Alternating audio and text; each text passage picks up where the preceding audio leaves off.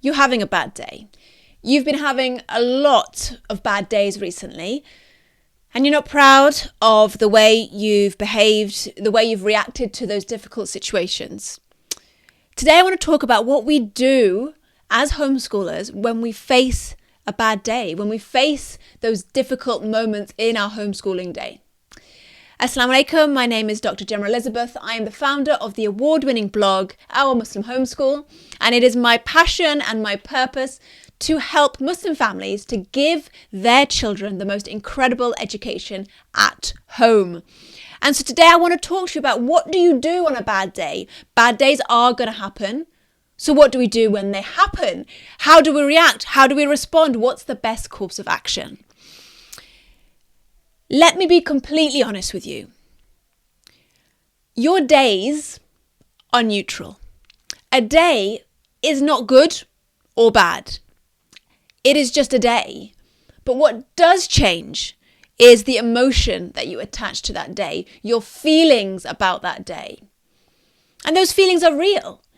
Your son will not sit still. He refuses to do his maths. Your daughter is crying upstairs in her room because her brother upset her. The toddler is clingy, won't leave you alone, and you can't get anything done. These are all challenges. They're real challenges.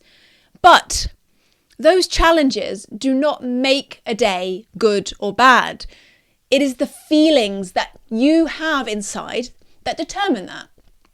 Some people, when faced with a boy who refuses to do his maths, would get really upset, would take it personally. Perhaps they would cry.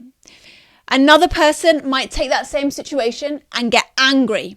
They might scream at that child. Another one might try to manipulate them emotionally, passive-aggressively, make them feel guilty. Another mother wouldn't even register it. It wouldn't even affect her. She just takes it as part of the job and it doesn't affect her. So what is the difference there? Why are there two camps? Why do we act so differently to the same situation? It's because of the feelings that we attach to the event. So, when you see your son who won't do his maths, your daughter's upset, your brain will instantly tell you that the reason that that's happening has something to do with you. It does not. Your brain will tell you you're a bad mother. You can't homeschool. You don't know what you're doing. This is your fault. You should have done this. You should have done that. And your brain will tell you all kinds of things. But you know something? Your brain does not always tell you the truth. Your thoughts are not always true. Usually, your thoughts, if you really think about it, if you register your thoughts are just noise. They're just chatter. They're just things that you constantly think without even realizing you're doing it. Maybe it's your upbringing, but usually it's just a habit that you've got into the habit of always thinking the same thoughts. So when a difficult situation arises in your home, step one, don't listen to your brain. Do not listen to your brain.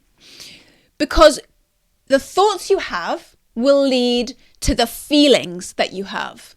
And the feelings that you have will determine how you behave towards your child. So we have to start at the beginning.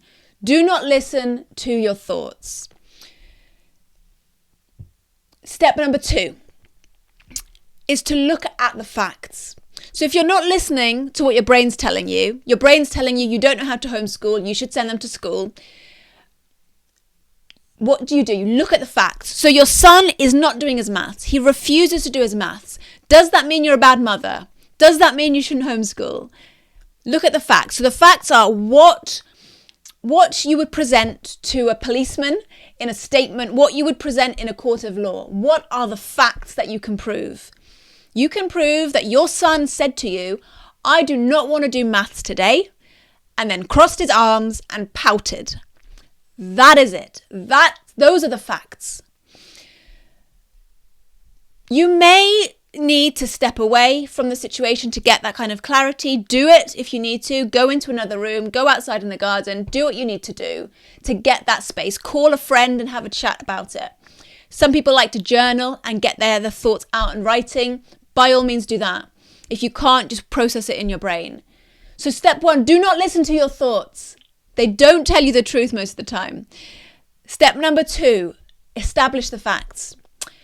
Step number 3, I want you to think about how you want to feel in this situation, in this moment.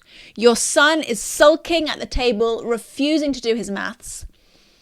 In the ideal world, as the ideal version of yourself, how do you want to feel?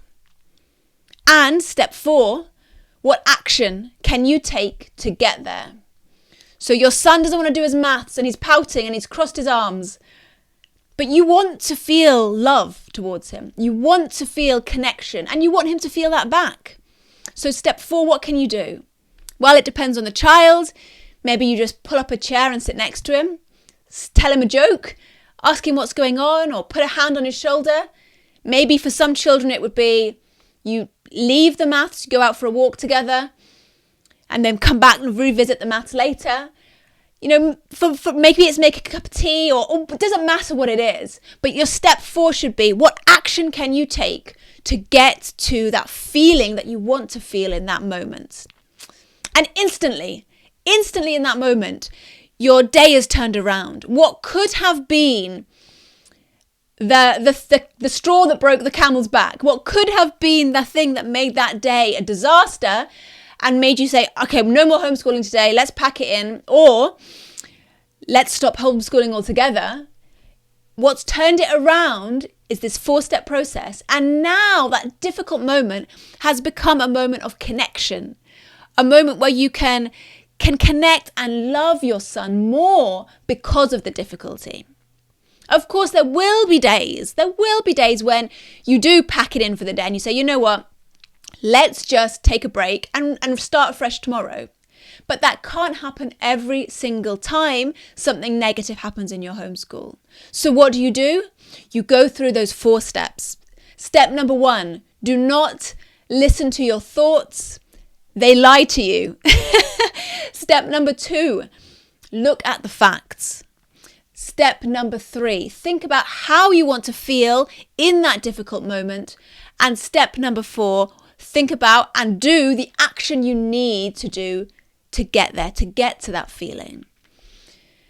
If you enjoyed this episode, I hope you will share it with a friend. We all have difficult days with our children. We do. And with this 4-step process, with a little bit of clarity, you can homeschool successfully. You can get through those difficult days. If you enjoyed this episode, share it with a friend. And don't forget, we have a summer reading challenge going on at the moment for your children. So if you'd like to get your children involved in that, head over to ourmuslimhomeschool.com/challenge. ourmuslimhomeschool.com/challenge. You can get all the details about the reading challenge there. You can download the checklist so that you can get them reading this summer and really enjoying it. Thank you so much for joining me here today. Assalamu alaikum.